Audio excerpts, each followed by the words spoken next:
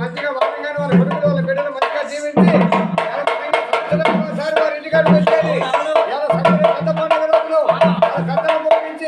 మంచిగా జీవించి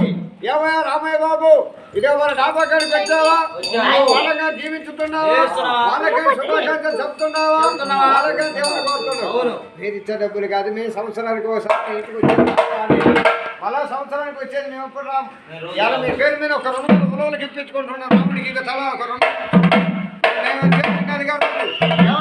వచ్చాము చేస్తున్నావా ఏంటి మళ్ళీ ఏ ఇదో రెండో చేయండి వాచి పెట్టుకునే దేవుడి గుడి కాడిపోయి